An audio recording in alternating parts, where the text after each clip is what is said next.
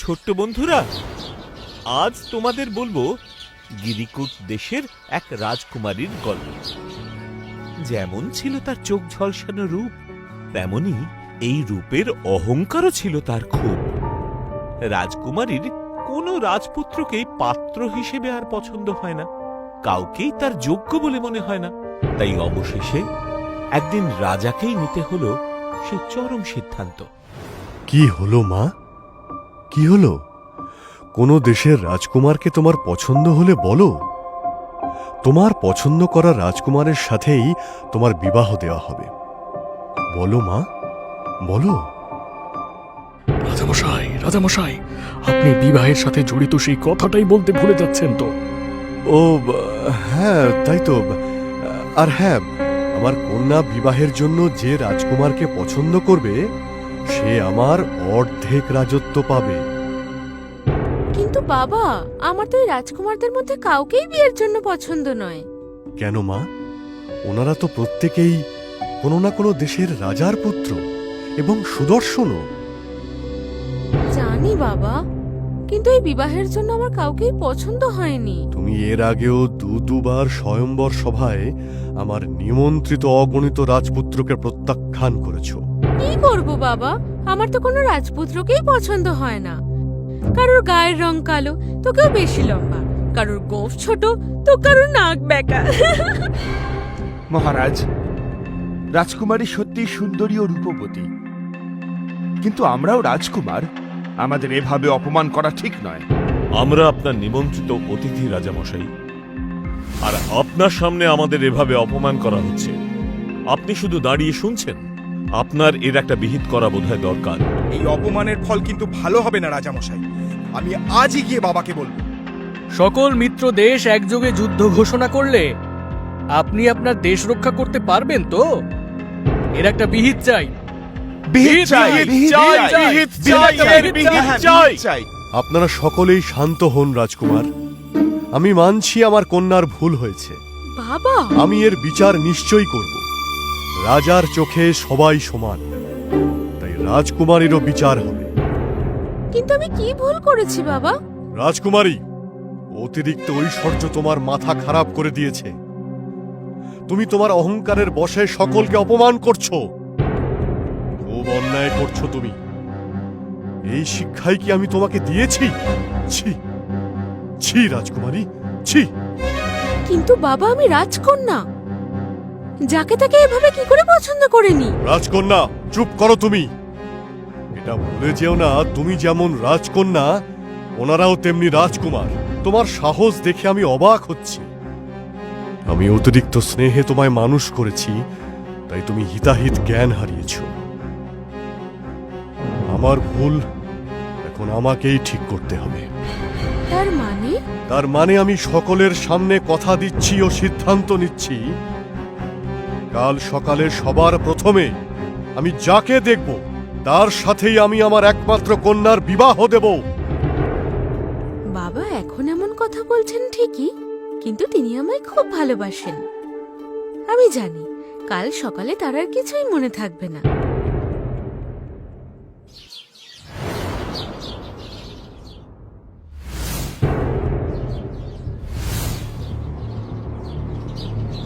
প্রহরী, প্রহরী, কে কোথায় আছো? প্রণাম মহারাজ। প্রহরী, আমাদের বাগানে এক ভাল্লুক ঢুকে পড়েছে। এখনই যাও, তাকে আমার কাছে নিয়ে এসো। যথাজ্ঞা মহারাজ। আমি ভাবছি ভাল্লুকটা বাগানে এলো কি করে। হ্যাঁ, শেষমেশ ভাল্লুক। মানে কি বলতে চাইছো? না মানে আমি বলছিলাম কালকের স্বয়ম্বর সভার কথাটা আর কি।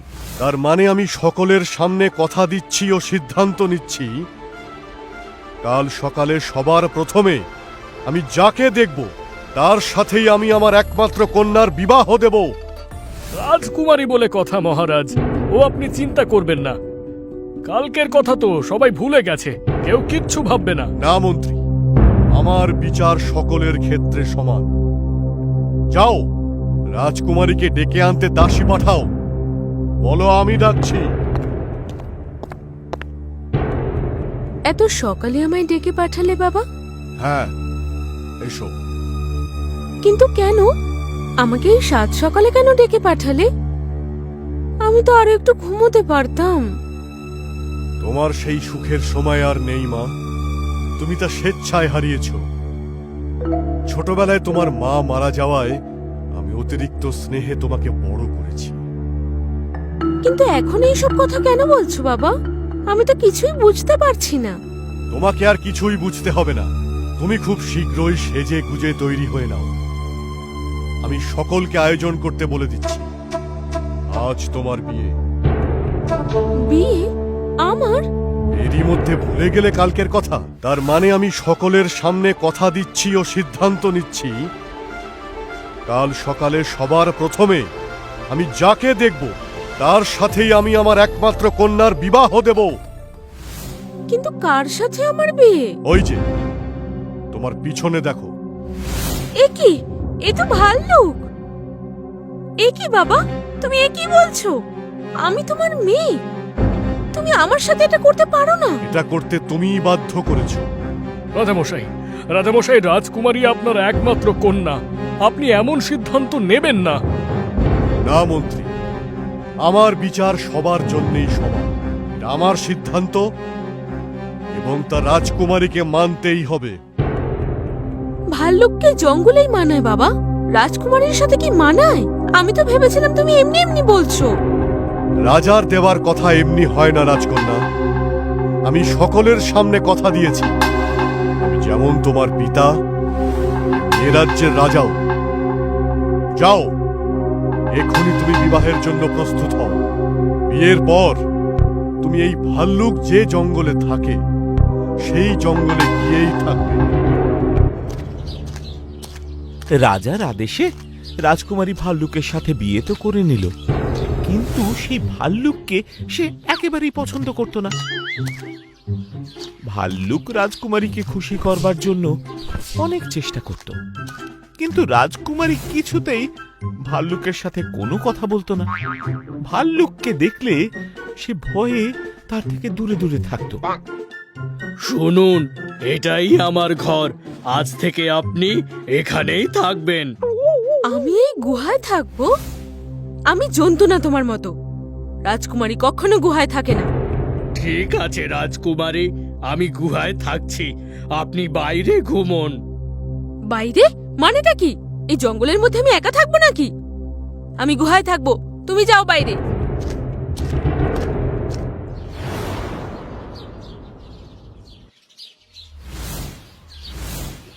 এ কি, তুমি এখানে কেন?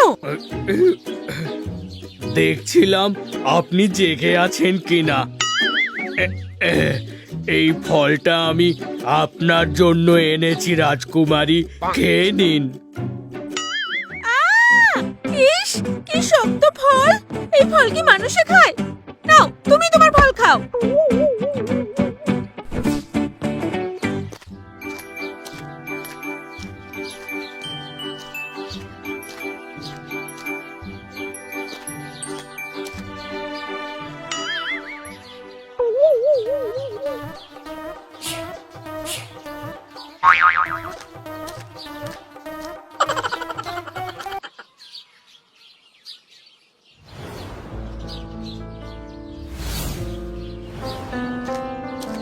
খুব খিদে পেয়েছে, আমার জন্য কিছু ফল নিয়ে এসো।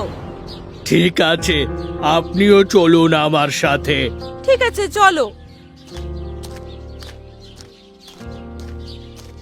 ও মা, কত আম!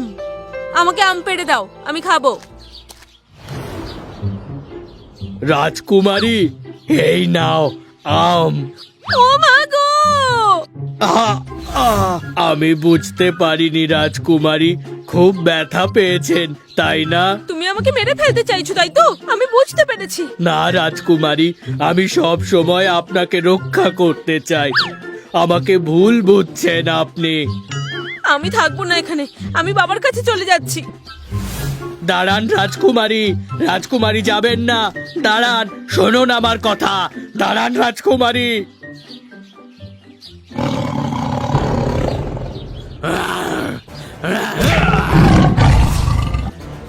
তুমি আমার জন্য এভাবে লড়াই করলে? রাজকুমারী, আপনাকে বাঁচানো আমার দায়িত্ব। কিন্তু তাও আমি তো তোমাকে একদমই পছন্দ করতাম না। আপনি বাবার কাছে ফিরে যান রাজকুমারী। এখানে বেশিক্ষণ একা থাকা আপনার জন্য নিরাপদ নয়। না, আমি যাব না। তুমি না থাকলে তো আজ আমি বাঘের পেটেই চলে যেতাম। আমাকে বাঁচাতে গিয়েই তো তোমার এই অবস্থা। আমি কিছুতেই তোমাকে আহত অবস্থায় জঙ্গলে রেখে যাব না। আমার আমার গলা শুকিয়ে আসছে। জল জল জল জল খাবো। তুমি একটু অপেক্ষা করো, আমি তোমার জন্য নদী থেকে জল নিয়ে আসছি। এই নাও, মুখটা একটু খোলো, জল খাও। ও মা, এ আমি কি দেখছি? এ তো দেখছি এক রাজকুমার। এ কি করে সম্ভব? আপনি ঠিকই দেখেছেন রাজকুমারী, আর এটা সম্ভব হয়েছে আপনার জন্য। আপনাকে যে আমি কি বলে ধন্যবাদ দেব বুঝতে পারছি না। তার মানে তুমি ভাল্লুক নও? না রাজকুমারী, আসলে আমি এক রাজকুমার। তাহলে তুমি ভাল্লুকের রূপ ধরেছিলে কেন? আর আমাকেও সেটা জানাওনি কেন? সেই সময় জানলে আপনি বিশ্বাস করতেন না। আর তাছাড়া অন্য একটা কারণও আছে। কি কারণ? আর তুমি ভাল্লুক থেকে রাজকুমারী বা হলে কি করে? এইসব প্রশ্নের উত্তর আমি পরে দেব রাজকুমারী। তার আগে আপনি আমার সঙ্গে আমার প্রাসাদে চলুন। আমার বাবা মা অনেকদিন আমাকে না দেখতে পেয়ে নিশ্চয়ই অত্যন্ত চিন্তিত।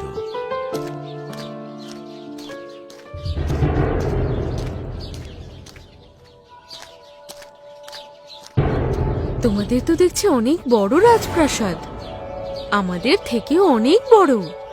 আজ থেকেই রাজপ্রাসাদ আপনারও রাজকন্যা। চলুন, ভেতরে চলুন। এতদিন কোথায় ছিলে রাজকুমার? আমরা কত দুশ্চিন্তার মধ্যে ছিলাম বলতো। কত খোঁজ করেছি তোমার, কিন্তু কোথাও তোমাকে পাইনি। আর তোমার সাথে ও কে? পিতা, ইনি হলেন গিরিকুট দেশের রাজকুমারী। আমি আপনার সব প্রশ্নের উত্তর দেব, কিন্তু তার আগে আপনি গিরিকুট দেশের মহারাজ অর্থাৎ রাজকুমারীর পিতাকে এখানে আসার নিমন্ত্রণ পাঠান।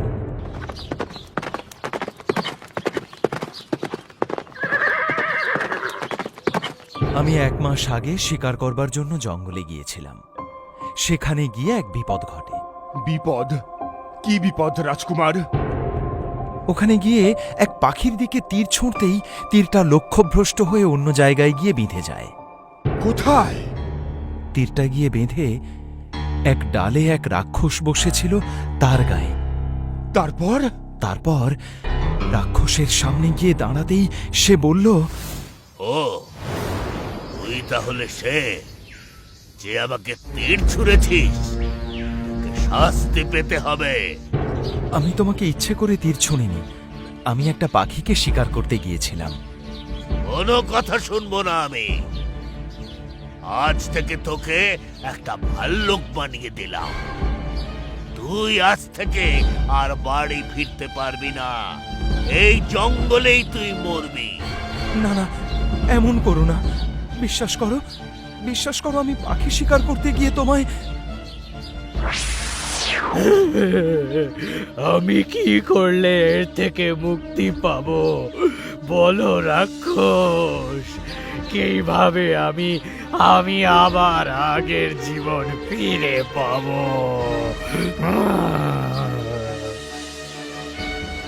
একমাত্র কোনো রাজকুমারী যদি নিজের হাতে তোকে কিছু খাওয়ায়, তাহলে তুই আবার জীবন ফিরে পাবি। কিন্তু সে যেন এই অভিশাপের কথা না জানে। তাকে সব কিছু জানিয়ে তার হাত থেকে কিছু খেলে এই অভিশাপ থেকে তুই কোনোদিনই মুক্ত হতে পারবি না। তাই তুমি আমায় আগে কিছু বলনি? ওই বাঘের ঘটনাটা না ঘটলে তো আমি কিছুই জানতে পারতাম না। বাঘের ঘটনা মানে? ও কিছু নয়। আমি বলছি সেই বাঘের ঘটনা। দাঁড়ান রাজকুমারী, রাজকুমারী যাবেন না। দাঁড়ান, শুনুন আমার কথা। দাঁড়ান রাজকুমারী।